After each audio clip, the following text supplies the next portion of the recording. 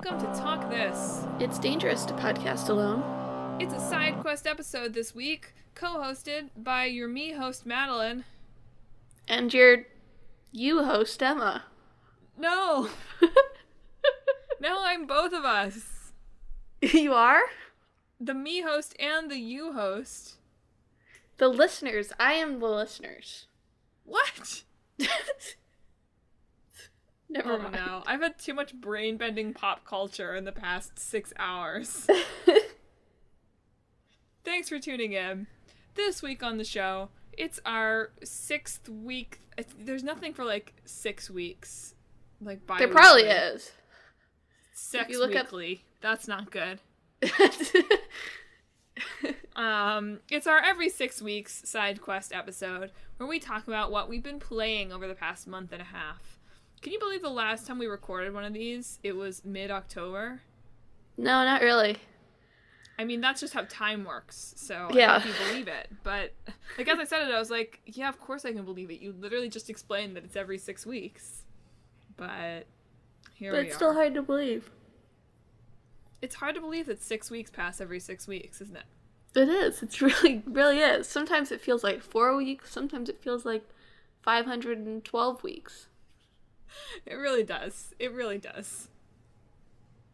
But we'll be talking about what we've been playing, various game goodness, and maybe what game-related media we've been watching leak in the past 48 hours. Yeah. Maybe a little bit about that. So, Emma, do you want to go first this week, or do you want me to go first? I mean, either way. I was thinking about it, like, it's actually kind of a bad week because there's so many, like, there's the Game Awards and the last State of Play of the year and, like, tons of events happening that are, like, next week that we can't talk about because they haven't happened yet. Well, I do think we'll probably adjust the side quest schedule to accommodate a Game of the Year episode. That's true. Or adjust the main quest, whatever we decide to, adjust the schedule. What about games of the decade, Madeline? Oh, God. I was reading a list of that the other day, and I've decided that when we talked about greatest games ever on that podcast, yeah, now certainly like 7 months ago, something like that, mm-hmm. Where we talked about how Tetris is always ranked at number 1. Mm-hmm. I think that Minecraft is the Tetris of games of the decade. To be fair, I feel like that one's, like, not that Tetris isn't valid, really, in my opinion, but Minecraft is, like, particularly more valid. See, that's exactly what Clickbait Boyfriend said to me when I said it, and I said fine, but I still think it's the safe man's choice. I just almost made a presidential election metaphor, but I decided to keep politics out of it. Good. Yeah, I don't really trust lists that, like, don't have a couple, like, wild, out-of-nowhere things in there. Yeah. Like, if there's not something at, like, number 9 that's, like, some game that no one's ever heard of, then clearly they're just picking the safe options, right? Yeah. Well, this was a list from 5 philosophers of video games. Oh, interesting. So. 2 of them. Yeah, I've been trying to make my own list. In their top 5. So, what? 2 of them, of the 5, picked in their top 5 the 2018 God of War. Oh, really? Which I thought was... I still need to finish that.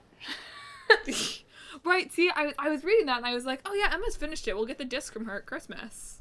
I mean, you can probably take the disc. When am I going to get back to it? Who knows? I, too, have a large backlog of games, so it would be better I didn't take it. One day it will get played. But yeah, I've been trying to make my own top 20 of the decade list, and it's really just like punching yourself in the face over and over again. Mine will just be embarrassing. Mine will be like, have you played 20 games this decade? See, when I was first going through it, I was just on, like, Wikipedia by year, and I was like, oh, I'll pick out ones I've played and liked. And as I was going through it, I was like, wow, I'm not really picking out that many. Maybe this won't be that hard. And then I realized that there were, like, way more that I must have skipped over on that or just weren't listed on that. And then when I actually, like, picked out other ones, I ended up with, like, 40. I really thought I was like, oh, this is only, like, 20. And it was, like, at least double that. I mean, we all know that the only definitive source for games of the decade are the games that are on Wikipedia's greatest video games of all time page. I mean, yeah, true. So why are we even bothering? But anyway, none of the games I'm currently playing are on that list because I haven't finished any of them. Zing. Oh, just because you haven't finished them. Got it. Yeah, I mean, I don't know if they would anyway, but I haven't finished them, so that is a disqualifier. But what I have been playing, I've been playing a lot over the last 6 weeks, actually. I probably should have gone back and checked, like, what I actually played, like, 6 weeks ago, because I might be forgetting something. But, you know. I took notes, so... I never once. go in with notes. I'm just free-falling, spitting fire here. Ooh, free falling. That's a good, where to start. Oh, yeah. So while we were home for Thanksgiving, this is the shared gameplay experience portion, I guess. We played some of Human Fall Flat, which is a local co-op physics puzzler. Yeah, it's pretty fun. I enjoyed it. It is the beginning of my true travails with Switch Drift. Yeah. Which will become just a rousing theme this episode. Yeah.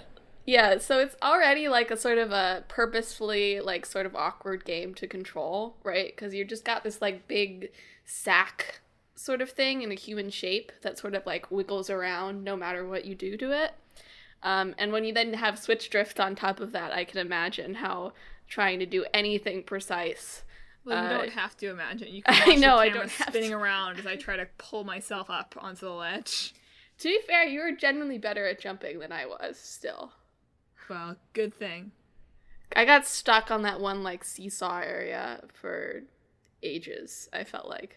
Well, I'm excited to get back to it over the holidays, because it was, like, a fun kind of low-key game to play. Yeah. Emma, tell the story of our great triumph. You gotta be more specific than that. Come on, you know. I don't know. The last portion of the game that we played. The catapult? No, your head. My head. Your head got stuck? Oh, right, my head got stuck. Tell the story that you clearly remember very well. Okay, so it's a level where there's like a ton of water, and you have to sort of control several different kinds of boats to get to different areas. This part was already a disaster. Yeah. Emma marooned me several times.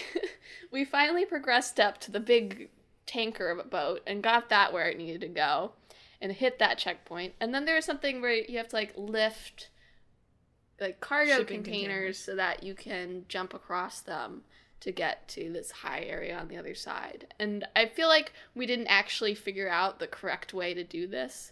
But we got me across.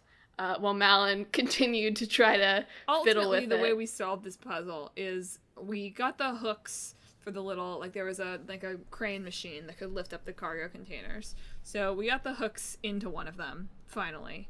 And maybe what we were supposed to do at that point was some kind of other stacking maneuver, but what I decided was the right solution was just to like work on swinging that cargo box.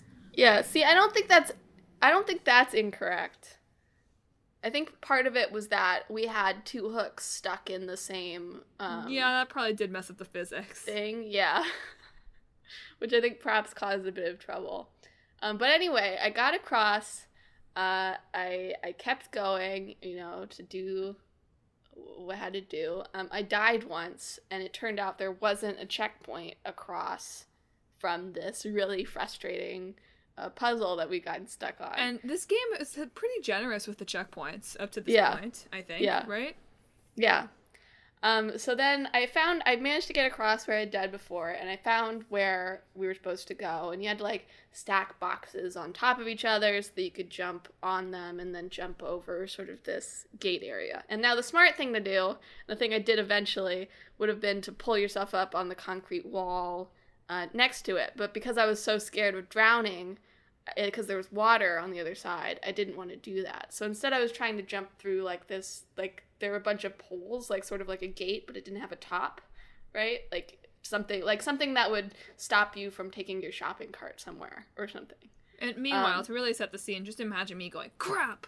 Ugh, ah! Like every few seconds as I am trying to, on my own, swing the shipping container, and then jump onto it. And I'm like, Anyway, just imagine that as the soundtrack as this continues in Emma's story. And also be like, don't fall off, Emma, don't fall off. Okay, go on. It took like a straight 5 minutes for me to even stack the boxes. That was an ordeal in the weird arm strength that the character has. But I finally got those stacked, and I tried to jump across the little shopping cart stoppers, and I fell in between two of them. And first I thought, oh, whatever, I can probably get through like that. But in reality, both the head of my character and the big gut of my character were way too big to get through. And I had fallen too far, or at least I thought at the time, to jump back out. So I was just stuck in between the poles with absolutely nowhere to go. I did manage to pull myself out eventually. We really thought that was it, though. Yeah. We were like, this is the end. That's the end. We haven't hit a checkpoint. We're going to have to do this all over again. And then we still didn't know, really, if I had hit a checkpoint. I don't know why you didn't try to die first. Because I was busy going, yeah. Ooh. But I fell in the water at some point by accident, and I spawned in that area, and we all breathed a collective sigh of relief. I really think they need to be a little bit more generous with that checkpoint. I know, yeah, the fact that it doesn't come until... I just think maybe that puzzle is supposed to be a lot easier, and we just overlooked something obvious. Yeah, that's what I have to think, too. Anyway, that was our human fall flat experience. We also spent a long time trying to climb into a window in the first level. Yes, which apparently is like tunnel. It's a secret passage that you can take at the start of the level, but we were trying to get into the end of it. And we did. And we did. And Madelyn almost got lost in a dark void. We did. So if you're looking for I think it has to be for a very specific kind of family relationship. Yeah. If you're looking for a game to play with your family members that you like pretty well and that have some video game fluency over the holidays, this could be a good one. Yeah, if they have no video game fluency or are missing some dexterity or something, this is not the game for them. If they have trouble holding a joystick in one position / holding like a trigger in one position for a long time, this is not the game. Yeah. Like, even playing for like an hour, I felt like I had a claw hand. You know, you'd leave with claw hands. What else have you been playing since then, Mel? Oh, we switched to my games. You decided to go second. I see how it doesn't... we've both been playing Pokemon. Right? Well, way back, this is the last time I'll talk about it on this show, hopefully. I finished Fire Emblem Golden Deer Path. And it's not going to be the last time we talk about it because there's still a wave of DLC with big story. I'm not going to play that. So, but I'm going to play it. I'll refuse to talk to you about it. I'll refuse to engage. I'll be like, okay, I'll step away and get a snack. Emma's Fire Emblem corner.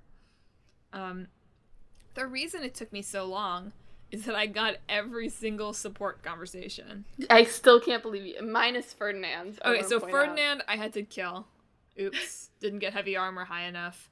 And if you want to be technical about it, you also didn't get Dimitri, Dedue's, Edelgard's, or Hubert's. And I also didn't get Marianne and Ash. So I got locked out of it. Right, I remember. Wonder what that was. The world may never know. I'm sure someone in the world knows. No. I've gotten their support, so I know. Neat. I feel great about myself. But I just kept doing battles and like taking them out and like really focusing on support, and I'd really carefully plan my teams so I would have like support clumps. That's so funny. And fight together. I really assumed that that's how everyone was playing. I mean, I got a lot of supports. I just didn't get all of them, you know? I've become a real completionist, apparently, at my old age. Yeah. It was great. I became a real Sedith and Manuela shipper. Mm-hmm.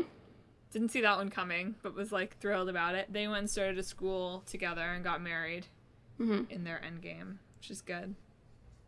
And Flane re-enrolled in the Officers Academy again with her kids. So, ended well for that whole family group. That's good. But yeah, I don't know. Probably because I was playing it this way. In the end, I got a little bored with it. But still a good, fun game. Great game. A game that was not too terribly affected by my drifty switch. So that's really a big thumbs up from me right now. I do think Golden Deer is the one that loses the most narrative momentum by the end as well. Yeah, it's just like we beat Edelgard like 3 years ago by the end. So yeah, they just don't transition from one thing into the other particularly well, so you get a little lost in it. But it's still a fun route. You're right that there were some dope music tracks. There really were. They definitely have the best music over on Golden Deer. The dubstep really scared Clipclip Boyfriend. I was like in the middle of playing that level and he got home from something. He's like, what? It's like, is this Fire Emblem? Yeah, that's Fire Emblem. Yeah. So I've been playing that. I don't think I've played anything else. I was pushing so hard to finish Fire Emblem, and I finished it like the day before Pokemon came out. And then I forgot to bring home any of my other games over Thanksgiving. So just Pokemon? Yes. So I have a really long backlog of games. I bought a bunch of games in the past couple of weeks that are on the list. Was going to bring home Marvel Ultimate Alliance 3. But forgot it. That was the You gotta bring that home over Christmas. You know I'm going to. When we end up playing that 4-player with like Dad and someone at Christmas, who gets the crappy remote? I mean, as the host, it should probably be you, but you could probably voice it off on Dad. That was so rude. Oh, here's my gaming news. I joined GameStop Pro. Pro member. Nice. They talked me into it. I was like, oh, I get like a $5 savings thing today. But yeah, I sort of have to decide what to start next, because I'm playing Pokemon, and Pokemon is great, and I will talk about it in a minute. But I can't, I need to decide, like, am I going to go back to Yakuza? I was really enjoying Yakuza, but I found it hard to kind of, again, with narrative momentum, I got too sucked into all the side quests. I think that's part of the point of Yakuza, though. I know, but I've become such a completionist that it's hard for me. So I have that. I could start the next Assassin's Creed. I have Marvel Ultimate Alliance. I'm still thinking about buying Ace Attorney. My games backlog is very real. I mean, I have the whole shelf of games with lots of things I didn't even just talk about just now. There's so many. I've been promising I'm going to play Portal for like 3 years. So lots of stuff to make my way through. Maybe over the holidays I'll get through some of it. I have to decide if I want to bring the PS4 home. Yeah. See, that's my trouble, right? I can't bring the PlayStation 4 home because it's just too much of a hassle to take through the airport. But I'm playing 2 games on the PlayStation right now that I feel like if I go away from them for 2.5 weeks, like, am I gonna remember what I was doing or how to play? Probably not. Can you finish them before then? What? Can you finish them before then? Can I finish Death Stranding and The Legend of Cold Steel? No. Okay, maybe not. Can I finish a really long JRPG and Kojima's Mind Palace? I feel like no. Bringing your PS4 through airport security, though, is very in line with the ethos of Death Stranding. I mean, yeah, to be fair. But no. If there's one thing I've learned from playing Death Stranding is that I'm not cut out to be Sam Porter Bridges. I stopped last night. I stopped on Friday after the Remind trailer came out. But mostly it was because I'm just totally screwed on this mission I'm on right now. But you waited and it stopped raining. Yeah, but then I fell off a cliff, so I had to reload, and now the rain won't go away. Oh no. I've used up all my equipment, and if I wanted to get more equipment, I would have to go all the way back through the enemy territory to make more equipment. And then I would have to, because I drove my bike off a cliff. I mean, I didn't, like, fall off a cliff. It just fell someplace where, like, I couldn't get the bike out of without falling down the cliff more. So I had to take off all the stuff that was on the bike and just put it on my back and then climb a mountain. And I'm still, like, I'm almost there, but there's, like, a big mountain and enemy territory between me. And in enemy territory, okay, so there are several hazards in Death Stranding, okay? There's the more typical one that are, mules, which are humans who have become addicted to making deliveries, basically. So if they see someone with deliveries, they will come and try to steal them. They're the least threatening thing in Death Stranding because they're pretty clumsy and you can pretty much just, like, outrun them or sneak by them or whatever. And then there's just the general, like, you're walking on sort of a mountainous landscape, so there's lots of opportunities to sort of fall or lose your balance or whatever. And Sam's always losing his balance. You have to keep rebalancing him pretty much all the time. You just have to be feathering those shoulder buttons. And then there's these things called BTs, or beached things, which are, like, the sort of spooky enemies of it. And generally, like, I have these grenades made of my blood now that can make some of them go away. But generally, I just sneak by them. But in those areas, in other areas, there's this thing called timefall, which is the rain, which everything it hits, it causes time to accelerate for it. So, like, if Sam were to get soaked in timefall, he would become an old man in, like, an instant, right? So it also works on the containers you have on your back. So if you're in timefall for too long, the containers get damaged, and then the stuff inside gets damaged. And you can have some container repair spray that only works on the containers. Like, it's like, you know, like, I assume it's like 3D printing or something. And that will fix the containers a little bit. But there's so much timefall, and considering that the BTs are usually there, you have to go through it so slowly that it's very hard to get through this, particularly because I've walked, like, from one side of the current map to the other side of the current map at this point without the containers getting damaged and the stuff inside getting damaged. So either I'm going to die and I'm going to have to reload, like, way back, or, like, I'm just going to have to deal with a pretty low porter grade when I deliver them at the end because the stuff inside is going to be damaged. Yeah, what happens if you're bad at your job? You get a worse rating. Like, if it gets damaged enough, you fail, right? Because if it's a story mission. Okay. So if you drop something that you're delivering for the story and it gets, like, I don't quite know how much, I think it depends on the mission, a certain amount damaged, you fail. Because this happened to me before.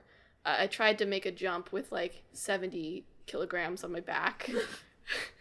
And obviously I rolled down the mountain and all of my stuff fell off and rolled down the mountain and was too damaged to go on. But anyway, that's not what we're talking about. But otherwise you get graded at the end. So, like, on different aspects. So, like, how long it took you, how much distance you covered, how happy your BB was with you. My BB is very happy with me, at least. And that gives you, like, experience points, and like, it increases your bond with that area. So if the bond with that area goes up, you get access to more facilities at that area. And then your porter grade gives you you can carry more on your back. Like, you can carry more weight without it really affecting you or something like that. Because you can technically go above your cargo weight, just that Sam walks at, like, a foot an hour. Got it. Because I picked up another player's lost delivery, which is, like, the way it interacts with different players is easily the most fascinating part of this game for me. But I actually found a lost package that was from another player, so I picked it up, being like, oh, I can deliver this. This is on my way. But it put me way over my cargo limit, and so Sam was suddenly like, ugh. So thankfully there are these things called post boxes around that you can sort of, like, put it in there for somebody else to deal with, basically. So I was able to walk him to a post box, but I was really hoping that I could just take it to its destination for them. But at least I helped out a little bit, you know? Mm-hmm. It's like the post box was like probably like equivalent like 7 feet from me, and it took me like it felt like 5 minutes to walk across the post box. It wasn't actually that long, but it felt that long. Jeez, Emma, so much lore. Yeah. Why are you explaining all that lore? I'm explaining the lore to explain my how bad I am at being Sam. I fell off a cliff because I was really trying to make him climb something that he couldn't climb, so I was just like jumping against it, and then I fell. Climbing is really the theme of this week's episode, huh? Yeah. But I am enjoying it. I am. There's something like very meditative about like walking and setting your path and realizing that you've set a really awful path for yourself because the elevation isn't really readable on the map. And having to readjust and keep going and checking on BB and all this sort of stuff. And then sometimes you just drop a ladder in a river because you've just given up on life. You know? Been there. And then the other game I'm playing is Trails of Cold Steel. Wait, you didn't answer me. Did you name your BB? You can't name your BB. But like, I mean, sure, maybe not in the game, but like, have you named it? No, not yet. It was just BB. Oh. Everywhere, the thing I build the most often, so the gimmick of it is that you can leave structures on the chiral network is called, but it's shared with clusters of other players, basically, and their structures are also shared with you. And most of these things take materials, but you can leave signs to sort of give information to other players, right? So, like, if BTs are in the area, you'll probably see on the map a lot of online signs saying BTs or timefall or something to that extent. And generally all I do is just leave the good work BB signs everywhere for everyone to appreciate and give me likes. It is, my structure with the most likes is indeed a good work BB sign. So... Which is both, like, great, like, I love that, but also a little sad because I feel like I've left, like, climbing anchors and ladders in, like, really good places, and nobody likes those. I always leave at least 5 likes on a structure I've used, okay? But nobody likes my structures. It's very rude. Maybe they're not as great as you think they are. They're really great. The one where I had to sneak into a mule camp, I put that climbing anchor in the perfect spot, okay? Absolutely flawless. But okay, you were moving on from Death Stranding. You were making your journey. You dropped off your package. We're here at Tales of Cold Steel. Trails of Cold Steel. More specifically, it's The Legend of Heroes: Trails of Cold Steel, which is a very well-known JRPG series, The Legend of Heroes, and then they have Trails of a bunch of different ones that I've never gotten into but have heard lots of good things about. So I decided to go with Trails of Cold Steel because all of them are sort of finally being brought over here and put on the PlayStation 4. So it seemed like the right one to do with. And right now, I don't get it. I mean, I'm not enjoying it. It has, like, some aspects of Persona to it, I guess, where it's sort of like you're at school and you bond with your classmates and stuff. And then there's also battles. And the battle system's kind of fun in that there's links, so you sort of like link up with another person. And if you hit a weakness, they can do a follow-up. And if you dodge, you can counter. And there's crafts and arts and attacking. So there's a lot of things to think about and do. So that part's sort of fun. But the story so far, and since starting it and becoming skeptical, I've seen, like, you have to really get to, like, somewhat significantly into the first game before it really starts to click for most people. But it's pretty standard cliche stuff. Like, the whole sort of first subplot with one of your classmates is, like, she fell on you, so her boobs were on your face. And this Oh. was like a point of contention for a while. And like Oh. that's such a stupid cliche. Like in real life, like yes, that would be kind of awkward, but probably you wouldn't slap someone over it if it was genuinely clearly an accident. Anything, everyone would walk away. That's the end. But that seems to be resolved now, thank God. And the other characters are at least slightly more interesting. Like, there's sort of a play on like the noble commoner relationship with two of their classmates, Machias and Eusis. There's at least really great names in this. In that, like, generally, like, the typical thing is, like, the noble is very haughty, right? Like, over the commoners and, like, feels like they're better than them. But in this case, Machias, who's a commoner, sort of takes a lot of pride in being a commoner, and is the first one to sort of antagonize him by calling him, like, a noble-born hedonist or something to that effect. And you get, like, him being antagonistic back mostly in a defensive way, which is a more interesting relationship than like what you would expect with the typical stuff. Right, and this is also Hellman Gloucester support chain. Yes. And and this is also a quartet of games, so there's 4 of them. So it's really like an epic, which does seem interesting to me as someone who likes epics, like certain games that we may talk about today. So I'm gonna keep sticking with it. It's not like captivating me yet, I guess. every time someone says the word persona, I have to stop myself from screaming, Persona! Really? Yeah, You and just like feel one of the our general- like, office systems at work refers to like customers as personas.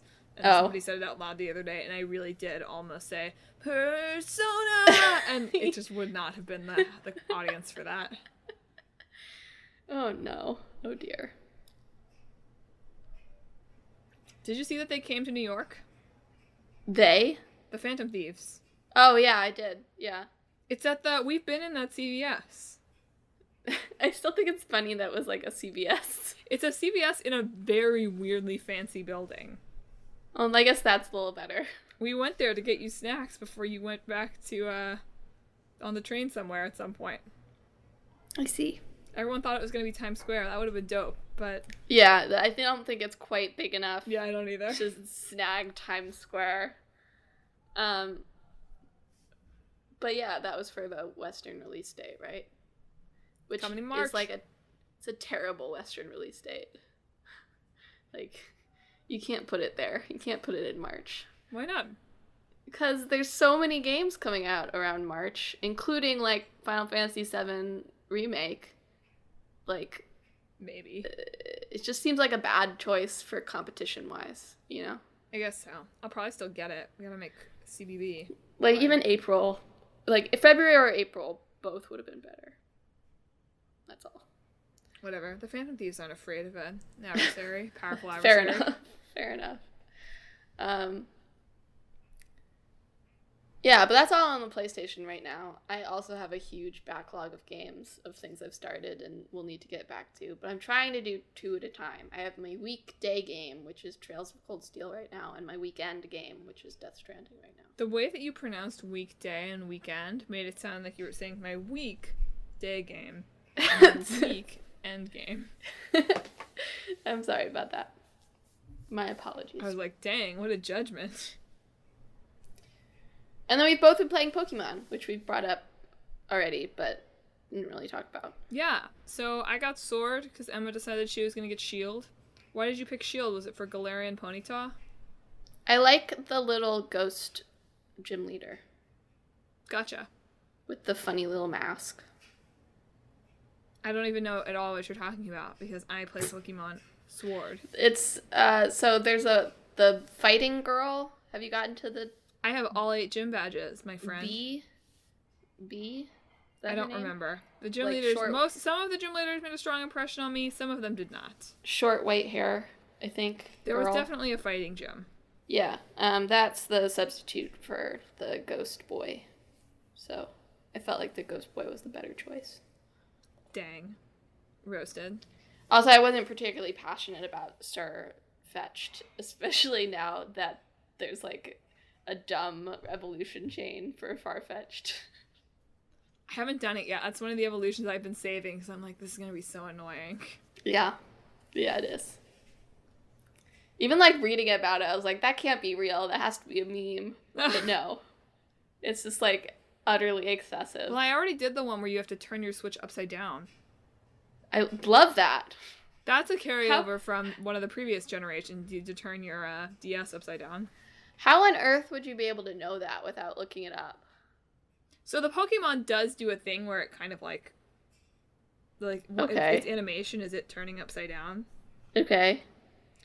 I don't know how you would know it without looking it up. No, but now that I see it, I'm like, oh yeah, it does turn upside down. Yeah. I just that's my problem with like the weird evolutions is like, how would you ever know this? Yeah. Without. I mean, I guess somebody figured it out, right? Somebody out there. I don't know how though. They just put every Pokemon in their party and then like, spin their Switch around and do a little twirl. But there aren't guides anymore. Like, if there were guides, I'd be like, oh, it's just like they include these because it's a way to get you to spend $20 on the guide. But that doesn't exist anymore, so why do they do it? I don't know. I don't know, because it's cool. Whatever. It's been cool. I mean, it's not cool. It's just like, I wish there was a more obvious way to cue the player in to, like, do a certain thing. Yeah, for a while I was trying not to look up evolutions, but I gave up on that. So how far in the game are you now? You were just starting when I was at Thanksgiving. Have you played anymore? See, because I know that I'm only going to bring my Switch back for the holidays again, I have not been playing very much Switch. Emma, you have to play more so you can catch the Shield exclusive Pokemon and give them to me. See, this is all I'll be playing while I'm home, because this is like the only Switch game I have right now. As if you're not going to get more games for Christmas. Come on, Emma. Think ahead. Think true. Smart. But I really want to keep going with my PlayStation games, and there's only so much time in a working woman's day, Madelyn. You gotta catch me the Ponyta. Come on. I'm sure that I will, But besides that, which I did play a good amount of over the holidays, Hip and Hop, or as Leon insists on calling us, Hop and Hip. Our bro adventure through the gyms has begun. Yes. And then I'm also playing Fire Emblem Shadows of Valentia on my 3DS, which is very fun, honestly.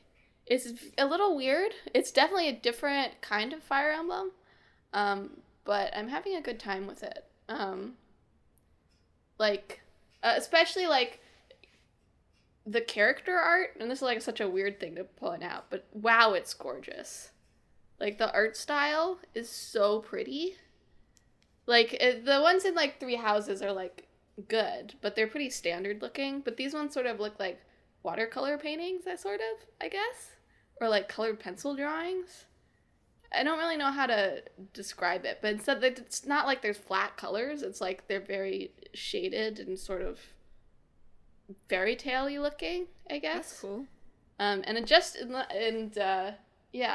it's also fully voice acted, which is pretty impressive for the 3DS, I think, because I'm sure that took up a lot of room. And it also follows two different protagonists, and not in the same way that like Sacred Stones does, but in like you actually have two parties that you have to manage on both sides, and sort of. Sacred Stones have two? Are you sure you're not thinking of Fire Emblem? No, you can either pick Erica or Ephraim at part of the story. You're right. I forgot about that. Yes. Yeah. I always played as Erica, so she's the only one. You're right, though. Fire Emblem also has, you play as Lynn with Lynn at the beginning, and then you can do Eliwood or Hector after the first time you play it. But rather than choosing, you are actually playing both of them with their own unique parties in this one, which is Sort of fun. Like, I like the idea of, like, you seeing two different sides of this story, and there's a really interesting conflict setting up with, Alm is one of the protagonists, and everyone who's following him is like, you should be king, Alm. Like, he's just, a normal dude, so far as we know, but they're like, man, Alm, you're real cool. Why don't you try to be king? I mean, there's no royal family anymore. Why not do it? And then Celica, on the other hand, is actually secretly the royal family. And all of her people have decided, like, hey, Celica, maybe you should try to be queen. Like, go back and be queen, right? So I feel like that's going to be interesting when that converges. Of course, Celica has the huge advantage because her party is actually good at combat. Whereas all Alm has is avenging god Lucas, whose one weakness is magic. Can pretty much guarantee they're just going to end up married. We'll see. The flash forward, they did like a premonition at the beginning, which Fire Emblem loves, was Alm stabbing her, I think. Like on accident or something. On accident? It was like a blade of like light. It wasn't like a real blade. Sure. So I'm not sure what happened there. So, she also had her sword out, to be fair. It's yelling, just that she had missed yelling it. on accident reminded me that in Fire Emblem I accidentally married the god. Oh, right. I'm sorry, I would have warned you. I looked it up beforehand, too. When I saw her, I was like, oh, that'd be fun if it was just like, I adopt her as my daughter or something. Well, it's not that. But no, it's gotta be creepy. Thanks, intelligence systems. I just didn't feel like, what was the name? Mad Dog was like a good fit for any of the students. Yeah. I didn't really feel, partially because it had been 20 years since I finished Mad Dog supports with the students. Like, those were maxed out 7-8 months before. Yeah. Yeah, I did Dimitri, Manuela, and Caspar. I ended up with a child bride. So, great. It's just, I love her so much, but I just want her to be, like, my best gremlin friend inside my head, not my wife, Whatever. It was a relief she didn't turn up as a mannequin in the story. Like, yeah, that fair was enough. A relief. Yeah, there's really a surprising lack of mannequins in Three Houses, even though people do technically turn into dragons. Yeah, but not in a way that I can control them and have them use stones to do so. Yeah. Oh well, maybe in the DLC. It's probably because of the class system, in some ways. I hated that. I hated that there's no weapons triangle anymore. That was my least favorite part of the game. See, I didn't mind that just because there's so many other things to think about now. I just think it wrecked the... it's not that I enjoyed this game, right? But I did feel like it really made the strategy less interesting in gameplay. That I didn't have to think about that very much. Especially in a game that was already giving me, like, basically endless retries. True. Like, the fact that there wasn't a weapons triangle just made it like, oh, whatever. I'll send whoever I want. And it worked out for me trying to 100% my support conversations because I didn't really have to think about any kind of strategy about who I was sending out at any given point, except making sure, like, Lawrence didn't get hit by 5 people at once because he's so slow. Yeah. But, yeah, I did feel like that took away some of the actual strategic element. And I think it's because normal is rather easy. I will say that, like, on my hard difficulties, even with the New Game Plus advantages, like, battalions become so much more strategic to think about, right? Yeah. Like, how, if I need this person there, can I make it so that nobody can get to them by using a battalion, for instance? So, like, authority becomes, like, a really valuable resource. But, yeah, I understand the sentiment. I think I understand the reasons for why they took it out, because, like, just period, there's so much more to think about in this game, in terms of, like, everybody can be whatever class, right? It's true. But I feel like those classes would have been a more interesting decision if I had to really think about, I need to balance, like, who wields what, as opposed to just like, it'll be fun to make Sylvain a dark magic user. Why not? He is good at that, so. But as opposed to being like, maybe Ignatz will be a brawler. Like, it would be better for me to have to think. I don't know. See, in my little adventures with Merciless mode, I've been making, like, even memeier class decisions.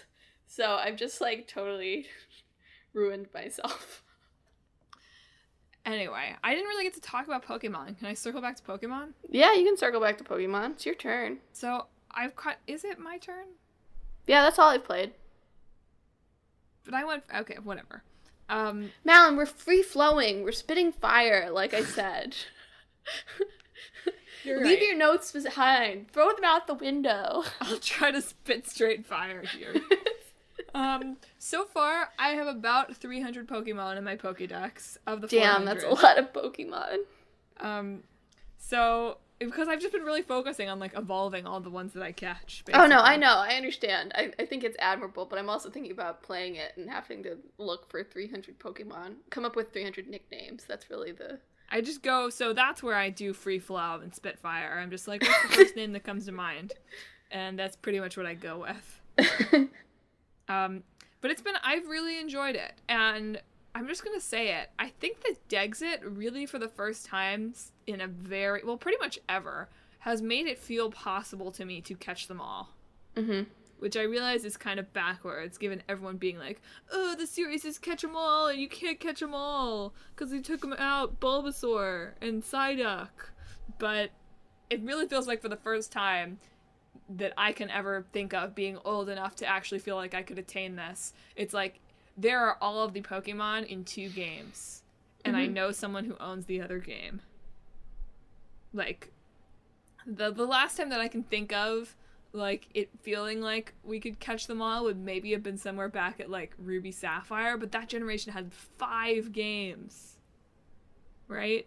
Yeah. Ruby Sapphire, Emerald, Fire Red, Leaf Green. And even though, yes, we had all of those games, it still was like, this is way too much.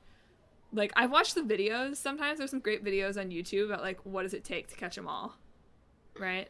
And it's like, by that generation, it's like, it's freaking impossible. You have to play the game, like, 5 full times and, like, 3 partial times, and it's just crazy. So it's cool to be playing and really feel like, yes, like, I really can catch them all. And also, because I haven't really played a game intensely since, like, Ruby Sapphire, but even at all since Diamond and Pearl, all of the Pokemon seem like new Pokemon. Like, there are plenty that are, like, Gen 6 that I'm like, oh, this is dope that they made it for this game. That's a cool new addition. It's like, nope, that Pokemon is 6 years old. Yeah. It's like, oh, okay. Well, that's because we didn't play Sun, Moon, Ultra Sun, Ultra Moon, or the one before that, White. XY, Black, White, yeah. I don't think we played any of those. No. Heart Gold, Soul Silver. Right. They're finally taking the colors out. They're really trying.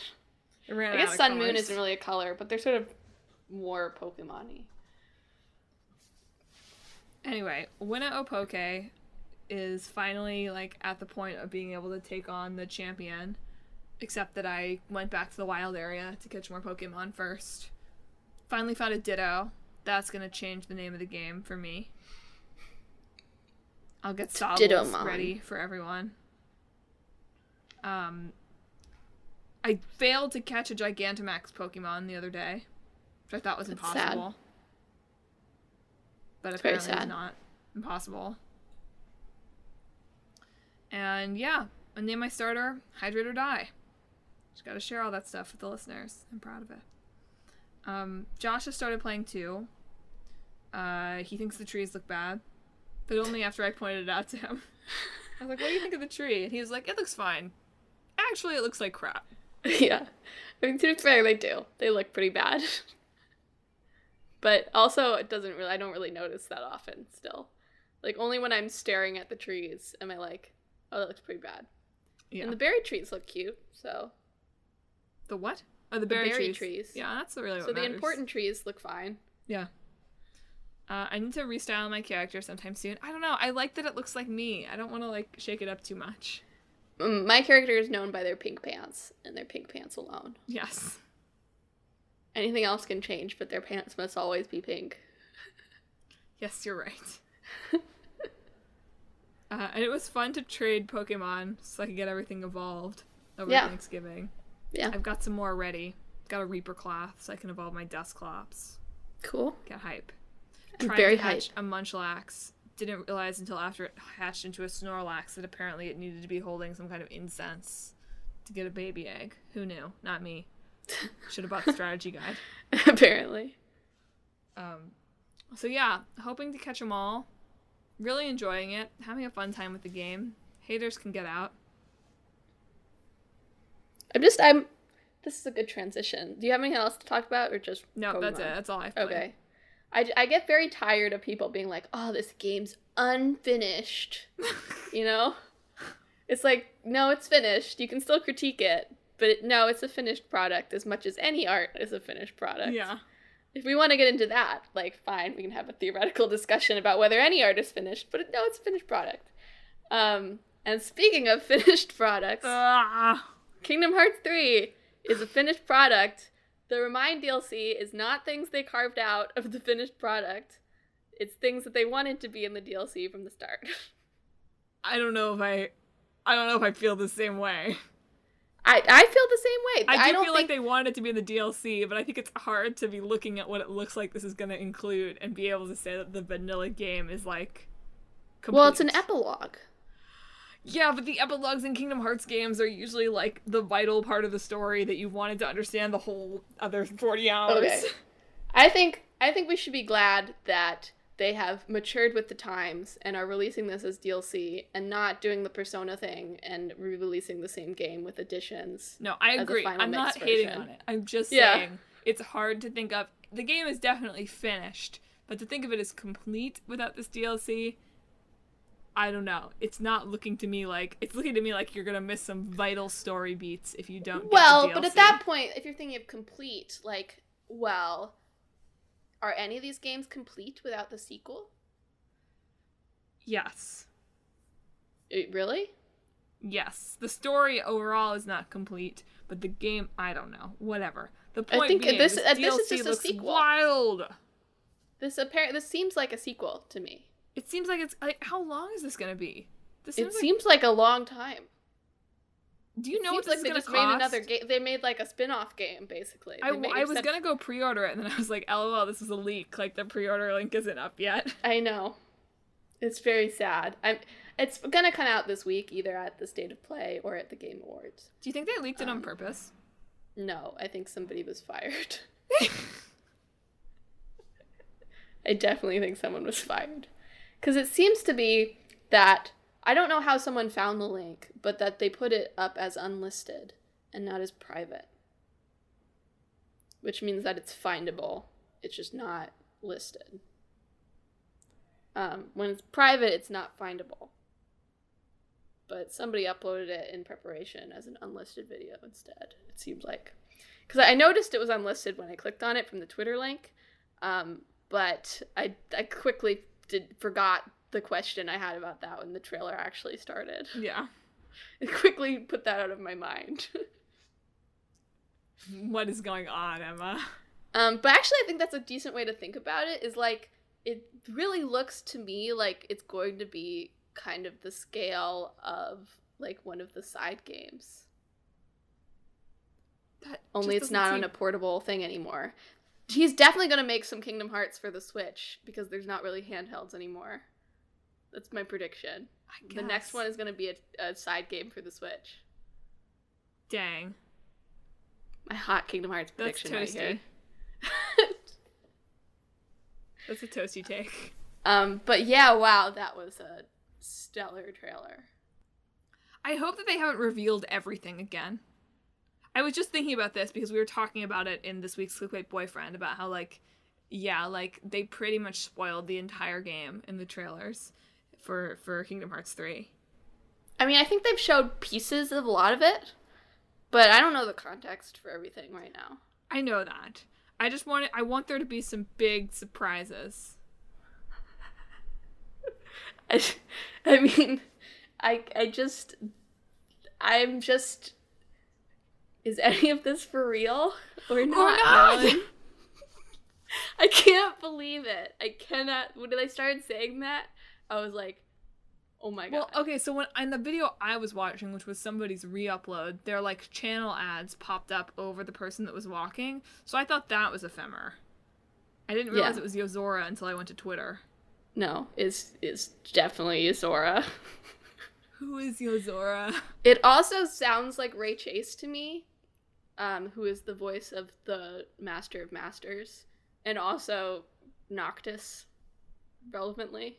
So in the end, it's gonna turn out that Sora is the Master of Masters in like some kind of like I really very hope so. alternate timeline. Just go as buck wild with it as you want. I was like, what do you think the like story meetings are like for these games? Do you think it's just like Nomura, he comes in, he cackles for 15 minutes, and like that's it? Yeah.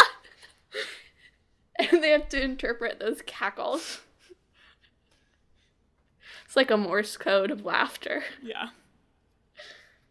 But yeah, I'm very, very excited for that. And the end of January is about what I was expecting for it, like the 1 year, about a year after the game came out. Actually, I think it is exactly 1 year after the Japanese release date. Because I think that came out on the 23rd of January also. I don't remember. Well, it came out on the 29th here, but I know it came out earlier in Japan. Like, by a little bit. Yeah, Kairi. You play as Kairi. They could have just shown that. It could have just been that clip. It's like a 5-second clip. Yeah. And that's all I would have needed, really, to be 100% on board with this DLC now. Do you think they've cut just Cloud from the game because of Final Fantasy VII? Aerith's in it, so... He's the only one that didn't turn up from the crew. He's just, he's busy fighting Sephiroth. Also, where the F are Donald and Goofy? I don't know. Just Mickey. I'm afraid they're dead. They're sad, okay? They lost their son. They're half pint. Their son has Now vanished just into the a pint. void.